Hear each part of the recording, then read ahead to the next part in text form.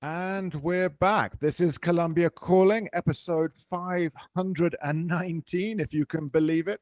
We're going to take a little tack this week. We're going to do something a bit different, but we do deal with Venezuela here. It's our sister nation alongside Colombia, and of course, everything that goes on there is directly influencing Colombia and vice versa. I mean, really, the two populations are very close indeed. And I can't remember how many Venezuelans there are now in Colombia. I think it's around 3 million. No, it's almost 5 million. Oh my God. I've been corrected already by my guest. I better introduce her. She's a political scientist, an absolute expert in all things to do with politics from Venezuela. I had the great honor of interviewing her for the Latin News podcast over a year ago. Her name is Ana Milagros Parra. Follow her on Twitter. Look up her all sorts of social media. She's got a great podcast as well called A Medias. And honestly, you've kept me informed about Thank Venezuela. you. So no, thank you for your time. You are incredibly busy. I don't want you to get in trouble as well, because we're going to talk politics and things are just a little bit challenging in Venezuela at the moment. So as you corrected me, there's more than 5 million Yeah, they're like Venezuelans. 8,800,000 or something, 8,000 or something. Yeah, Really? the eight, no, 4. It's almost 5 millions. I read it Almost 5 today. million. Yeah, Okay, it's so you're almost five fresh. millions because I read it today because Hmm. of the voters, Yeah. potential voters there, because they did not Ah. allow Venezuelan citizens outside Venezuela to register to vote.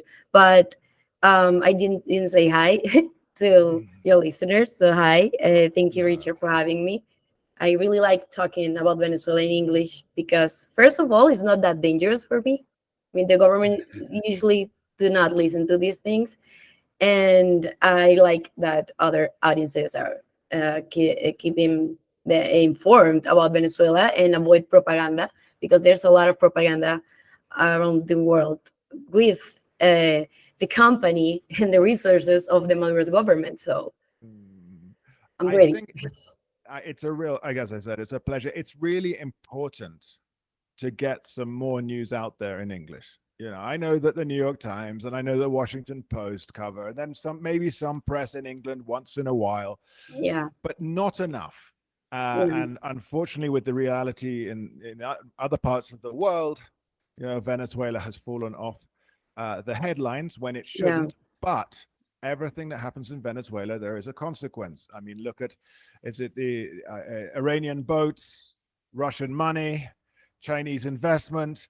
When we look at the chessboard of what's going on around the world, Venezuela is a major piece on that chessboard. I mean, that's why we mustn't forget it. We kind of get the stories that make it sound like a cartoon and very yeah, because they're unserious. awful.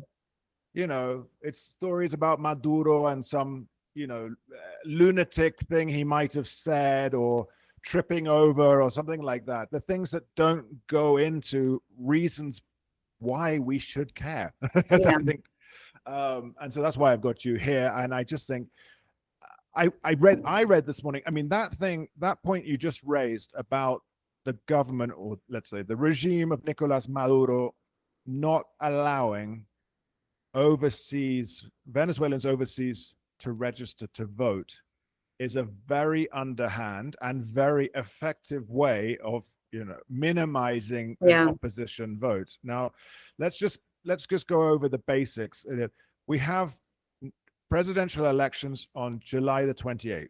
yeah. That's correct. I mean, presidential elections, they are in the constitution. That's why they're Mhm. doing them, because they cannot avoid them. But I'm sure they are going to try it. Okay. Do you think they might try and delay the elections? Yeah, delay the election, do not do the elections. But I think the strategy right now, they are going to push for this mega fraud election when they're gonna manipulate everything. But there's these ONGs and people that work at an electoral level. They are saying that there's this thing that if we count that the government is not letting Venezuelans outside the country to register to vote, that we can name that as pre-fraud or Mm. pre-electoral fraud, because you're not using the state to do not allow Venezuelans to register to vote, so they're not free and they're not expressing their sentiment with Venezuela, and you're allowing the other states to have a say in whether a Venezuelan can vote or not, because they have these legal things happening that it can be legal, but that doesn't mean it's not violating your human rights or your political rights. No, I mean, sometimes they have the LOPRE, it's this law that regulates the electoral things in Venezuela, is Ley Orgánica para la Protección, something like that. It's the LOPRE, that's how we call it. And we have this article that says that you cannot register to vote or vote overseas if you're not legal in the country you're resident in.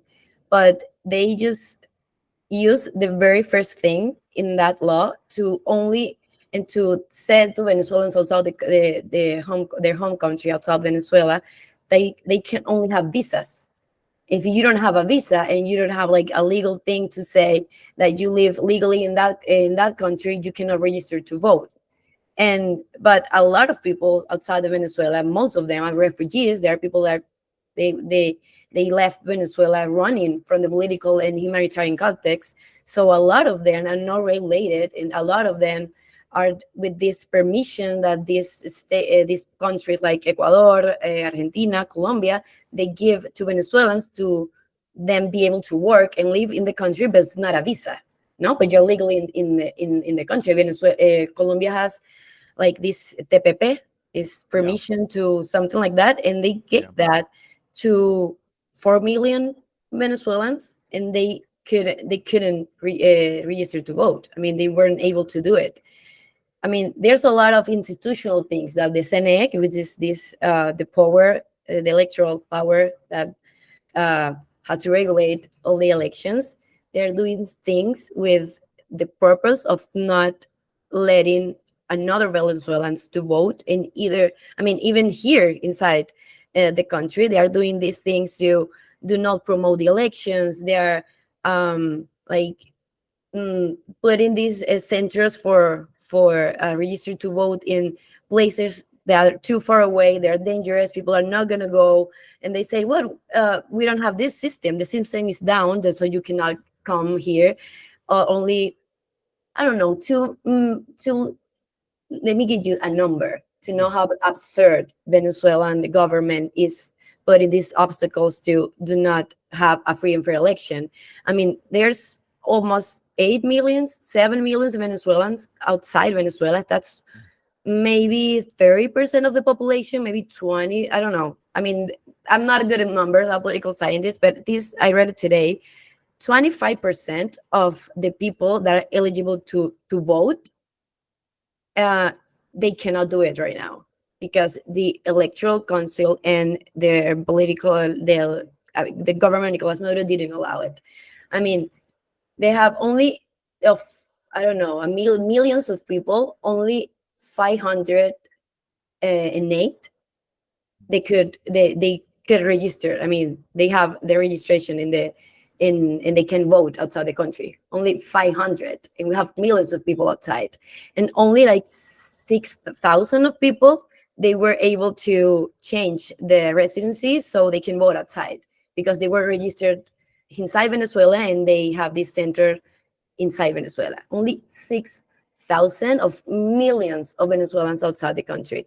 And I mean, it's 25% of the people that can vote, and they just kept that away from them. I mean, that's violating their political rights because, I mean, there's no way and there's no law that says you have to close this mechanism to you for register to vote. So there's a thing of millions of people outside Venezuela, they cannot vote. So only people here in Venezuela are going to participate in that election. And that makes it not fair and not free from the beginning. I mean, I think we knew it wasn't going to be free and fair, even from, you know, the local elections. And then, of course, if we go over it a bit, we had the opposition candidate Maria Corina Machado. It was in 2023 that she was disqualified, and in 2024, the Supreme Court I guess it's or the constitutional court in Venezuela, I mean, whichever one, yeah. I mean, it's not they the approved it. constitutional.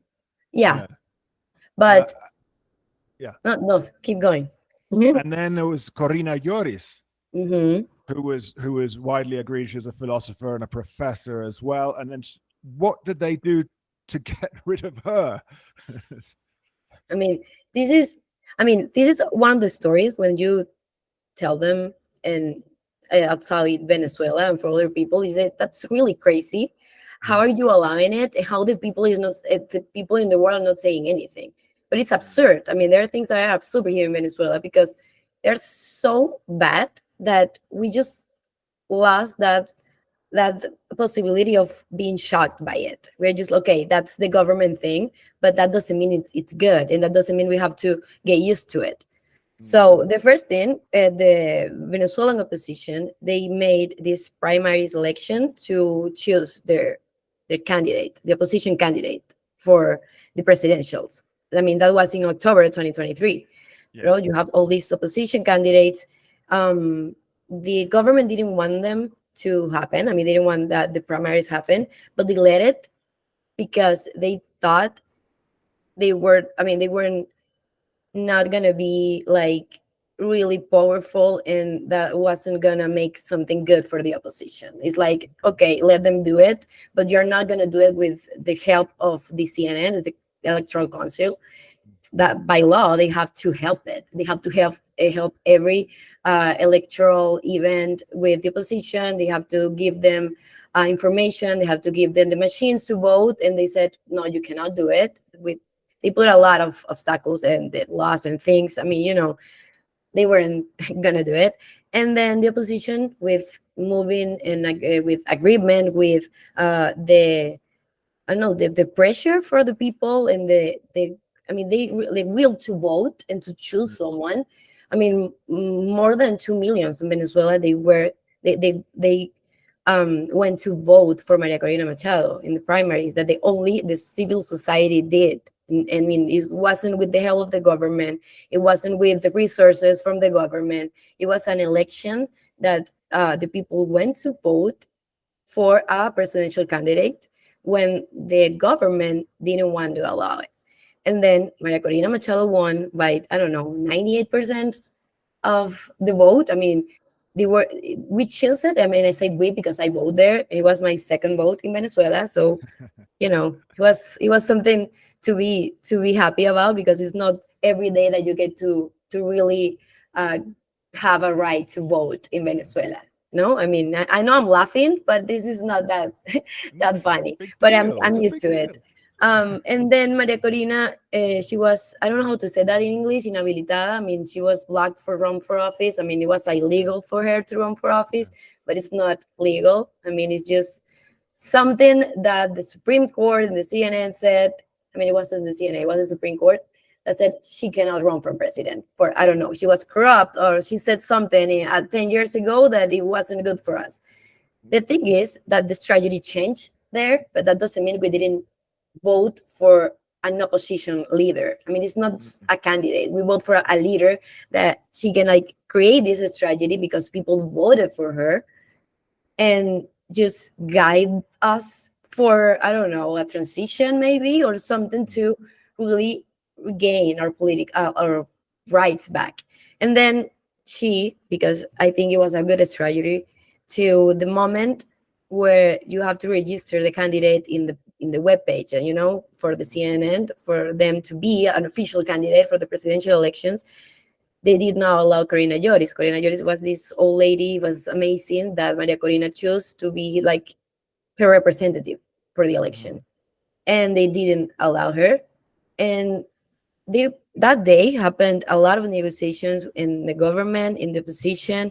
The government wanted to the government wanted to put an opposition candidate for us. They wanted to choose it for us.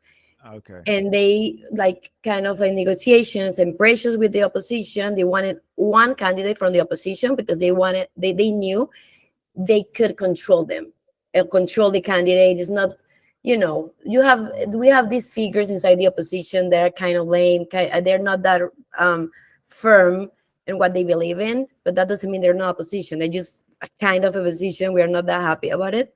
Mm. But Maria Corina and their team and the Democratic opposition, they made some moves, and for some reason, because I know there are a lot of things that happens inside Venezuelan politicians that are not public, but they managed to get Edmundo Gonzalez as a candidato tapa, like this candidate just being there for the name, but we have to fight for put Corina Lloris or Maria Corina. But we couldn't do it. But at the end of the day, we have a candidate, Mhm. no? And we have, I mean, the opposition has this unitary candidate that all of them agreed on, and he's backed by Maria Corina Machado. Maria Corina is the one who's doing these tours around the country with massive attendance. I mean, that's something really weird and really odd here in Venezuela, because Mm. it had been years since people uh, came out to the streets to Mm. go to a politician. I mean, there was people crying, old people crying, kids crying. Why are kids like that happy to see a politician? Because they have been living under a dictatorship and a maritime crisis for so long that Mm. they're really excited about it. And this is something really hard to do in Venezuela, because remember we had this protest in I don't know if you say protest in English. They have a Yeah. like, yeah, in 2014 and Mm. 2017 they were like really bad. I mean, you can look for it. Mm. That's why Venezuelan government is in the International Criminal Court for Mhm. crimes against humanity. You should look for it, because they're not just a bad government, they're a criminal state. And I Mm. really feel free. I'm feeling free to say it, because that's not something I can do in my podcast. I cannot say it, I cannot write it anywhere. I mean, censorship here and repression has been, as is, I don't know, they've been increasing for a couple months because we are in an electoral year. So yeah, I'm saying it because you have to like think about the gravity of the situation. It's really, Mm. I mean, it's really dangerous for the continent. It's dangerous for us. It's dangerous for all the continent, because you have this country that has all these illegal and dangerous things inside happening, and that is spreading to all the continent. No, that's Mhm. spreading the criminality. You have a lot of things happen in Latin America because of the crisis in Venezuela. So Mm. back to the elections. Back to the elections, we have Edmundo Gonzalez. That's like the opposition candidate. Maria Corina Machado is backing him up. He's Mm. doing these tours, he's doing press, but always with Maria Corina. That's something I feel like it's a really good strategy, because that happened in a lot in other countries when you put another candidate, because you know that the rules in your country are not how they should be. I mean, you're not living in a democracy, so you you have to play with the institutional tools you have Yeah. to make a change, and that doesn't mean you're not democratic, because you're not doing undemocratic things. You're not creating violence. You're not violating human rights. You're opposition, Mm. right? And I know there's these people that I really like to read about Venezuela, and one of them said, "This is not just a selection. This is a movement for freedom in the country." And that's it. It's a whole movement. We are not just thinking about elections, because elections in a dictatorship, I mean, do not work how they work in a democracy. An election is just like this event that you have to manipulate. You have to um, put pressure on it, and for people to really go to the streets and participate and make pressure against the government. But it's not just an election, because they're not going to allow a candidate and winning candidate, and then the next day we have a new president. I mean, that's not how it works. The transitional process is really long, and I think things are started to get like really real after the elections. I Mm. think now they are complicated, now are dangerous, but after elections, we don't know what the government is going to do. We don't even know what they're going to do tomorrow. So maybe I'm telling this, and tomorrow Edmundo Gonzalez, I don't know, has this, how can I say, orden de captura? I don't know.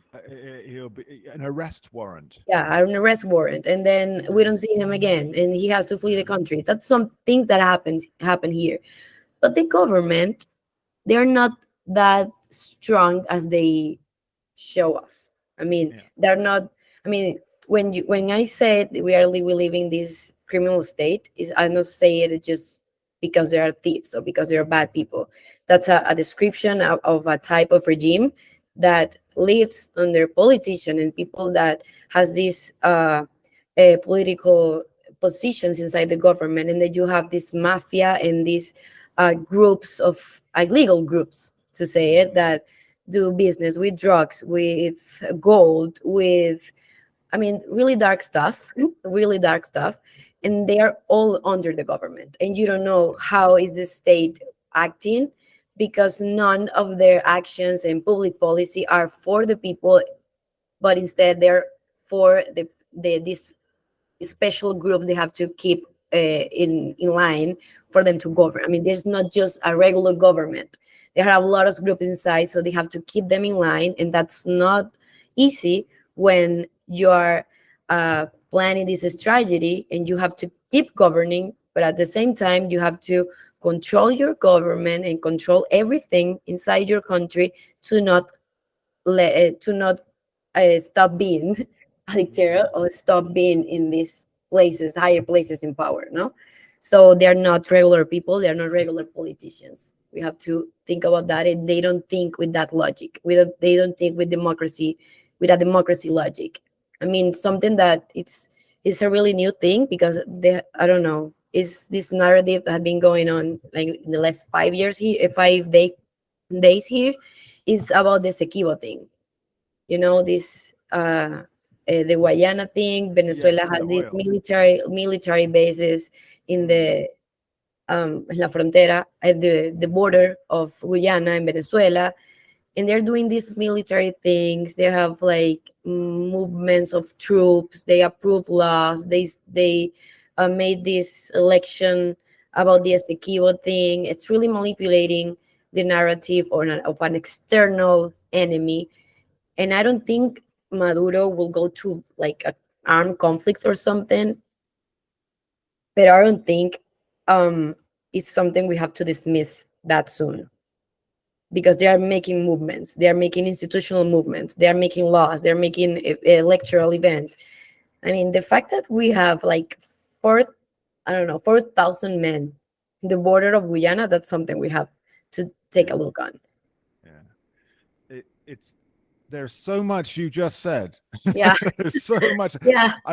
I think I would start with I'll start with Edmundo Gonzalez. So he is the opposition candidate, and a little bit of background. He is a career diplomat. I know he was the ambassador to Argentina and to Algeria, Hmm. uh, and that he's. I think this is a phenomenal point you make, that he's traveling around the country with Maria Yeah, but Corina that started Machado. today. That started Oh, today. okay. Yeah, But we don't know if he's going to go to, I mean, every yeah, state in the country, but he's yeah. moving with her, which is good. He's a really, She's got the he's, recognition, right? So yeah, that's and yeah, yeah, and he's an old man. I mean, he cannot, yeah. you I know, was looking at 70 something, 75, yes, something like yeah, that. he's Yeah, an it's old not man, and and traveling outside Caracas is really hard. yeah, definitely. And then I was thinking, I mean, we can say it here in English. You mentioned it several times. Criminal state. Yeah, So we've got an election in a criminal state, but I wanted to go a little bit into the sort of personal side of this, because obviously you wouldn't say this in Spanish. You're only saying it in English. So does the government not have spies who speak Spanish, English? but I think they have. I mean, Yeah. I don't. I mean, I think they have. I hope they're not listening to this. I I don't know. think so. I don't think so. But I have to really be careful with the Yeah. words I said when I'm in Spanish, and even in my X account, in my Instagram, in even when I'm in the radio, the producer always tells me, please don't say these words, and please remember the country we live in. Wow. Right? I mean, we are used to it, Wow. but the censorship is.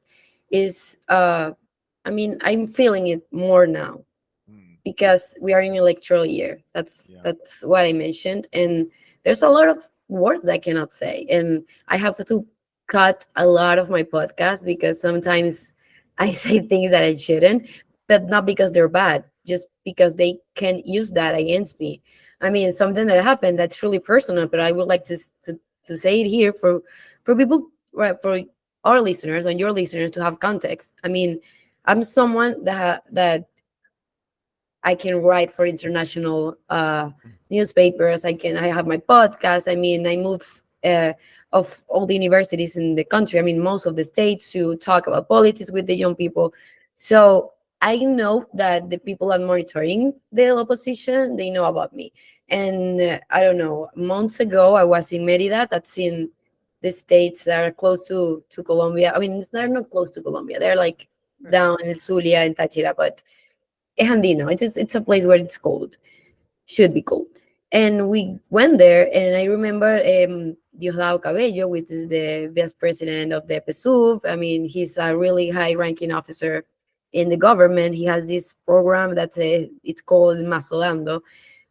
He's just talking about people and talking with propaganda and things, but he's an old ranking guy. He worked with Chavez. He's the leader of the ruling party, and he has this paper, and he was okay, this person that is informing me that these people, and he started reading names, and he said Ana Milagros Parra, they're more dangerous than a shooting inside an elevator. We have to keep an eye on them.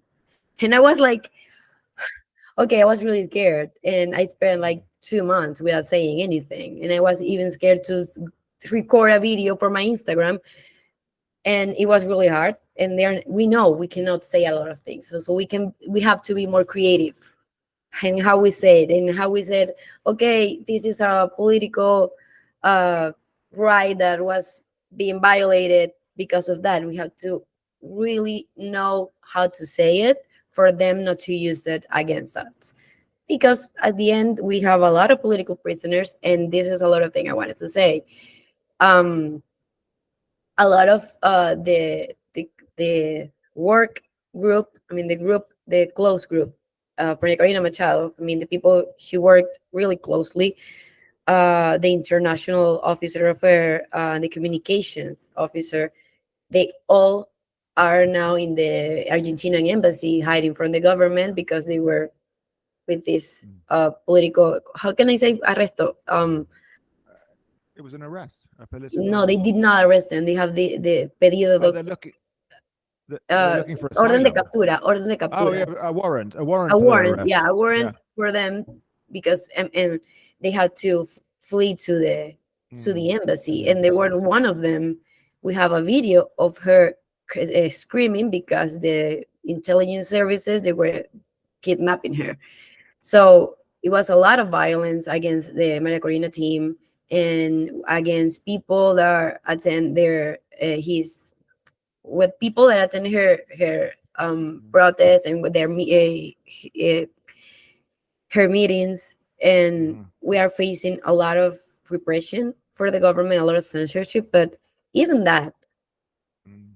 we are here, and a lot of people want to vote, and everyone's talking about Maria Corina. I mean, it is something that I haven't felt in years, because people weren't excited about a change, because they didn't think it's gonna be possible. And they are knowing they have to participate in the elections, and they know they are not free and fair. But we had a lot of work to do, Yeah. a lot of work to do. But Yeah.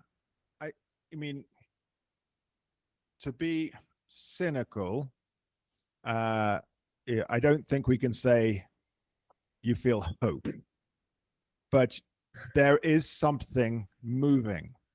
As you said, there's a movement for freedom in the country. I doubt that Nicolas Maduro will, or Diosdado Cabello will give up power. I doubt they this, not, but they they are will not gonna do it. find a way, won't they, to hold on, to illegitimize an election, even if, okay, so you've 30% of the population has left. So let's say we got so let's say there's something like I don't know, 60% can vote because 10% are too young or whatever. Even if the opposition wins, they will try and find a way, but it will be a message. And there has been so little positive news out of Venezuela that maybe this is something. Maybe I'm being very optimistic in this, but I'm getting an impression from you as well. This is the first time, your second voting opportunity. It's the first time you feel that actually it might count. I Yeah. don't know. Yeah. Yeah, I mean, you choose the right words. I mean, I'm feeling it. I'm feeling something different. Mm, And I think I'm always gonna have hope because it's my country, and I want to work for it, and I want to live mm, in it. And at the end of the day, I work in this, so yeah. I'm always Yeah. gonna have hope, and I'm always not trying to get too excited about it, because at the same Mm, time, I'm a Venezuelan citizen. I mean, I'm Venezuelan, but at the same time, I'm a political scientist. So I have this thing that I have to separate both and think, okay, I know this is the best case scenario, but mm, sometimes there is no best case scenario, but we have any scenario where we have these positive things. I mean, when you speak about transitional events, on a transition, it's a long period of time. It's not just an election. It's not just, I don't know, a opposition leader. It's a lot of things that has to happen over the time, and you don't know where the transition starts until it happens, and you mm, see it on a perspective. I mean, you see it and you say, okay, I remember when this happened, and this is the time where the transition started, but you're not gonna notice it when this it's mm, happening.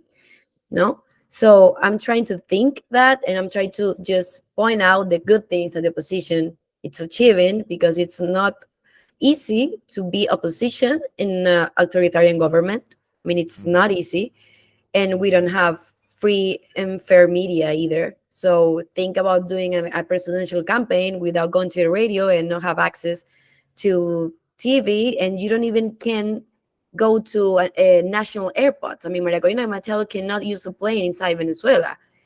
She has to go to every state in a car that you can see that the car has gone through a lot. So I want to think that and say, okay, we have these good things happening, these good mm, variables that I can count in my analysis and say, okay, I see like a possibility here. And I see that the government is not that coordinated as they used to. And we know that inside the government, they're not unified. We know that they're not in peace inside. I mean, I don't know, 2 months ago, a month ago, we knew where Tarek Al Aissami was our uh, former economy and petroleum minister. I mean, he was a ranking high official inside Chavismo, a ranking high official in Maduro's government, and then he went missing for a corruption thing, and then he appeared to the eye or to the public a year later, and you see it now. He's a prisoner for the mm, government, mm, and we're doing. I mean, we're seeing things. They're moving. They're like trying to answer to this political context, and they know how to do it. They know how to do it because it's another crisis, and this is just their day to day. They're not. I mean, they never are quiet, and they're never really like feeling controlled over the whole country. We have these parts of the territory that are not even controlled by the state. I mean, mm, it's not easy to control a country like that, and now they have to face an institutional and event that is in the constitution, and they have to face it because dictatorships, I mean, modern dictatorships, they're not going to behave like 20th century dictators. I mm, mean, people have this like this image and this narrative about dictatorships in the 20th century is not like that right now. Modern dictatorships, they dress with this suit of democracy, and they tried to use this narrative that they actually are good people and they are following the law, but it's not like that. So this is what's happening in the country. We live a lot of things inside that are not democratic. I mean, they're violating of human and political rights every day. But this is an election, and one of the most political capital. I mean, the most important political capital that a position has is the people that want a change. I mean, no one wants to live in a dictatorship, and people really want to participate, and people are excited, and they are not really excited about the government. I mean, that's something we have to remember. Chavista government with Chavez, they had this. I mean, they tried to legitimize themselves by elections because everyone loved Chavez. That doesn't mean he was an authoritarian government. He wasn't an authoritarian president. Please remember that Maduro is there because of Chavez. I mean, Mm, I want to point that out. mm, And it's the same regime, maybe different with Chavez. They are not the same actors, but it's the same regime. And with Chavez, we had a lot of elections, and people thought that is a democracy. That was a democracy, but mm, elections, it's not the same as democracy. And a lot of people loving Chavez, and this is not happening today. You see that their bases are not supporting them, and they are not relying on election. They are not relying of popular belief, and they're not relying on the population for them to have legitimacy because they don't need it. But this is mm, really important because you see Jorge Rodriguez, I mean, the vice president, you see the president of the National Assembly going to these campaign things just after Maria Corina left. So it's mm, really, I mean, they know she's dangerous for them, and they know this process is dangerous for them, and they are creating these strategies for not let all people participate and maybe don't do elections. I mean, we don't know that. yeah. That's a possibility. Yeah, the presidential term is 6 years in Venezuela, right? Yeah, So Chavez. I don't know if yeah, Chavez or was Maduro, but they extended. I It was I four think it years. was Chavez, but Yeah, you would know better than me. I think it was, but I'm thinking now, if I put myself in Maduro's shoes, my exit strategy, not to leave the presidency, but to get out of the election, is to extend to 8 years because the Bolivarian revolution must continue under a false like referendum, or delay elections indefinitely because there's international interference in the yeah, election. but they're thinking which strategy has less cost for them. Mm, But every strategy for them is going to have political cost and some backlash from the national community and backlash from the population. You know, they know they have a lot of things to control. You have the Barbados Agreement. They are not doing anything about it. They just pretend they're uh, completing the objectives. You have the International Criminal Court investigation. You have even Petro and Lula supporting the opposition because Maduro, please, you're doing it really bad. I mean, even your allies are telling you to please let someone run. And that's why Edmundo is there. They did not allow Maria Corina and Corina Lloris, but at least Edmundo is there and he's a tool we can mm, use. No, mm, but Maduro, I don't think he's going to extend that or do a referendum because he knows that electoral events are not that strong for him. I mean, they're not so positive for him. But we have to think something. mm, If Maduro does this mega fraud, I mean, it's starting, like I said, um, in the July 28th happens. He yeah. has 6 months more of presidency. I mean, he has Mhm, we will have to wait until January till this change of presidency or whatever is had to happen following the constitution. So there are 6 months that the government can do a lot of things. A lot mm, of things when Maduro is basically the president. So I don't I so there's something I don't like to do with Venezuela is think 3 months ahead because this is a country where everything can happen and that's why the country risk is really high because you don't even you cannot predict that far away. I mean, more than 3 months, it's a lot in Venezuela because yeah. a lot of things can happen in I don't know 2 weeks, maybe tomorrow. So Mm, I wouldn't think after elections. I want to think what the government is going to do and what's doing right now because I don't know. We have like maybe 80 days 8 days left to the elections, and we don't know 80 days maybe we don't know what's going to happen, but I know and we see it that they're not that strong and coordinated as they used to. I mean, that mm. doesn't mean they're going to fall. That just means that we are seeing some weaknesses, and that's okay. And that's okay for the opposition. So, I mean, technically speaking, he could lose on the 28th of July, but he would still hold the president's office until January, Yeah, which means that he could do any number of things in 6 months. It gives him, he knows that he's got so much leeway. I, yeah, that's a lot of time to play with.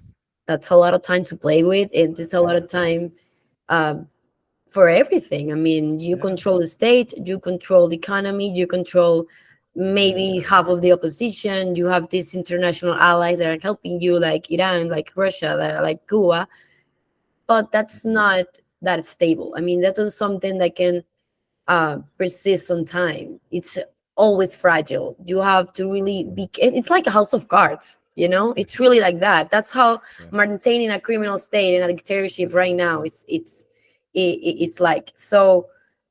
He has the tools. He has the power, but that doesn't mean you can give a hit or give something that can make changes. That doesn't mean we are going to have a democratic state or a Mm. country in the next year, but that means something can Something change. can change. That's why maybe it's hope, but I know right now when you do like a serious analysis for a client or something positive for us is that now you can write about the best case scenario, and the best case scenario is we win the Yeah. elections, or maybe that's when the elections happens, that's going to start some transition. That's Mm. the best case scenario. The worst case scenario, we have a lot of them, and I like to play with the one that's in the middle. Like, I Yeah. know that a lot of bad things can happen, but I don't want to be like a zero or a thing. I maybe can stay in the middle and say we can have like changes inside the government, but that doesn't mean we're going to free the country. That doesn't work like that. And it's positive that a lot of people are thinking like that. Because before that, all these opposition movements like Guaido, like the protest in 2020 in 2017, we were the thought and the narrative of that moment is we are gonna save Venezuela and we are gonna have a democratic republic or a democratic system when this happens. And it's like Mm. that's not how transition works. You have to wait. It's really slow. Sometimes you have backlash. Sometimes you have this progress, and then something happens and you have to wait. I mean, it's really long, but people are excited and people are organizing themselves, and they are not caring about the censorship. They're not caring about the lack of campaign in public media. They are moving themselves, and that's something that I want to point out because it's really important and it's positive for the movement in Venezuela. I feel some excitement there with what you're saying. Is like this, as you say, even the middle ground is a huge step forward to what you've already had. Ana Milagros, I think, unfortunately, I mean, I think we could talk for hours. I could certainly listen to all of these different these different potential outcomes, and hopefully, obviously, lean towards the positive outcomes. I have one final question. I had loads of questions, but I think we'll wind this down. And I'm so grateful for you for sharing, these personal opinions and personal anecdotes about what happened. But I was looking at something today. I think it was out of the Washington office on Latin America, WOLA, and they said in the first 3 months of 2024, 70,000 Venezuelans crossed the Darien from Colombia into Panama. Now, I was up there 4 times last year. I'll be up there twice this year. The total number of people crossing in that time period was 109,000. 70,000 of those were And Venezuelans. If and unfortunately when the Maduro government extends their period in government, this number will increase again. I mean, yeah, and my comment really at the end is, how come you're still there? How come you haven't fled? well, they have. I mean, I know that question is really valid because people think that we live. I mean, we all live here in extreme poverty, and that's most of the population here. But I live. I mean, I'm this 10% that lives in Caracas. I'm not from Caracas. I have to, they moved from Maracaibo, Zulia. It's just the border of Yeah, it's near to us. in Colombia. Yeah. And I'm living here and I'm doing my job and living of my job, but that's not the usual thing for a Venezuelan. We live under I don't know how to say emergencia humanitaria, complex humanitarian emergency. Yeah. Yeah, complex humanitarian emergency, where most of the, I mean, more than 70% of Venezuelan are in poverty. I mean, we don't have public services. I know I'm in the 10% maybe that I can live like a normal person, but maybe I cannot have like running water for 2 days. And I'm a privileged person. In my house in Maracaibo, they can spend days without water, without electricity. So I understand when they leave, they don't have money to pay a passport. The Venezuelan passport is one of the more expensive in the world. You have to pay more than $200 to get it. And most of them, I mean, you don't even have a decent salary. You know, that university professors, they earn like $5, I think. I mean, it's a really bad country to live in because the state is not taking care of you and the state is not giving you the opportunities and the tools of the basic things for you to live a decent life. So yeah, that number probably will increase. We already have more, maybe more, or we are just competing with this massive migrant wave of Syria, and we don't even are in an armed conflict. I mean, Mm, Venezuela is the only country that has so many uh, Venezuelans around the world. I mean, so many citizens around the world that it's not because of an armed conflict or mm, some disaster. It's just because of political problems. So that number will increase because mm, a lot of people are saying if these things don't change after the presidential elections, I will leave. Most of them are young people. Most of them are people that are studying in the universities. They are brains, Venezuelan brains that can do something from their country and they're gonna leave. Maybe they're not even studying. They just go walking through Colombia or they go to Peru. They're gonna go to Argentina. We don't know that, but there are things that we have to consider with Venezuelan migration is that a lot of bands, I mean, you know, the Tren de Aragua, it's a criminal mm. band from here. They are expanding through Latin America and they Oh, are yeah. looking for Venezuelans and people that are really vulnerable, like specifically women and children, to do their illegal things and to join them because they are really vulnerable. There's no state taking care of them. Most of them, they're not even have the legal document. They don't have identification. They have to cross borders, and that's the only responsibility is Maduro's government because they are not making Venezuela a safe country to people to live in. And we have to say they're not the sanctions. I mean, it's not the sanctions. They're not. I mean, the I don't know the U.S. government. It's Venezuelan government, Maduro's fault that almost 8 million. I mean, today I think the number changed and we have an estimated of almost 9 million Venezuelans outside the country. And the number keeps going up. I mean, they're crossing the Darien, they're crossing the border, they're going to Brazil. That's, I want to say something. I don't know, I'm talking Sure. a lot. I know I'm talking Please a lot, but talk. I It's love talking fascinating. about my country in English because that's not something I have to I mean, it's something I do every day. A lot of children they live in Bolivar in Amazonas. I mean, they're the border with Brazil. Mm, Uh, they identify themselves as. I mean, if you talk to those children and you say, "What do you want to be when you grow up?"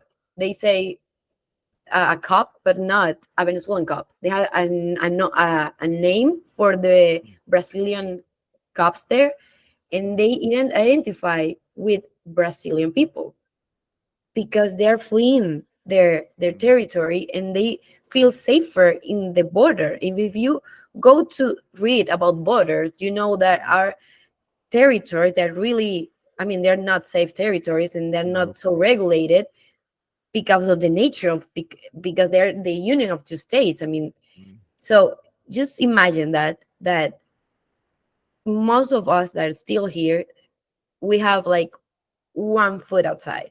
We're thinking what I'm gonna do if this happens. Maybe I will have to be one of those Venezuelans that are in the exile and they're talking to Venezuela from the outside. I don't want to do that, but I think it's gonna come sooner or later. I know that, but I know I'm gonna come back. I mean, I can study outside. I can do a lot of things for my country outside, but I'm not this Venezuelan that is, I mean, I'm not the typical Venezuelan. My possibilities right now are not the best, but I have public services, I have a job, and I can eat and I can do things and I can talk to you and I speak English. But most of Venezuelans, they're trying to look for the money for everyday lunch, look for the money to pay education or basic clothes in for their children. I mean, they have this gap. We have a gap of really poor people and really rich people, and there's this middle class that it doesn't exist. I mean, you don't have these variables that you can check to be middle class. So basically, we're all poor by international standards, but the social and, well, I don't know if a lot of you listeners speak in Spanish. You can go to my podcast because I have a lot of episodes talking about this. I mean, with numbers and specialists Mhm. that have this humanitarian work and they have a lot of information about what's happening here. But basically, that I'm here because I still believe we can do something, Mm, because I really like my country and want to leave my family. But we always think about leaving as an option mm. for in the long period of time. Yeah, it's a tragedy, and I wish you and your fellow countrymen all the best.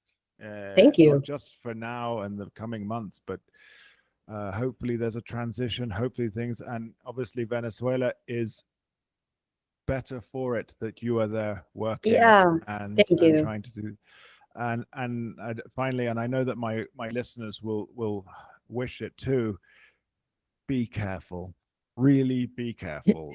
Thank you. By all means, I'm speak to me in English, but don't say this sort of stuff in Spanish. okay. It's Uh, okay. I'm being careful. okay, And thank you for inviting me. I'm really happy to talk about Venezuela. it's it's been absolutely fascinating and really quite heart wrenching to listen Yeah. and to hear. I mean, the quote you said before we sign off, you know, Diosdado Cabello, in charge as the military, pretty much saying that you are more dangerous than a shooting in an elevator He's funny is though. He's funny though. I like to laugh because it's like okay. Well, I'm glad it's you could laugh absurd. about it. Yeah, I mean, now I laugh about it. In the moment, I wasn't laughing, but now I No. laugh about it. And then, oh, what was the other thing you said that I love this? Oh, no, well, that's another thing I'll use. But so, as we said, just please be careful. To my listeners, you can find Ana Milagros Parra easily on Twitter, X, and her podcast is at Medias in Spanish. And I have been listening to it since we talked on the Latin News podcast over a year ago. It's kept me up to speed on Venezuela. It's accessible, sometimes very Venezuelan accents, Yeah, but it's okay. It's okay. Good for your practicing if you want to go to the Caribbean as well, because that Venezuelan accent really does mix up there. The Colombian Caribbean, the Venezuelan, and everything else, and Cuban. It all comes together. yeah. Panamanian and all of that. So you could practice these things. But as I said again, Ana Milagros, thank you so much for your time and for sharing this really quite extreme account of events taking Yeah. place in Venezuela. Thank you. Thank you.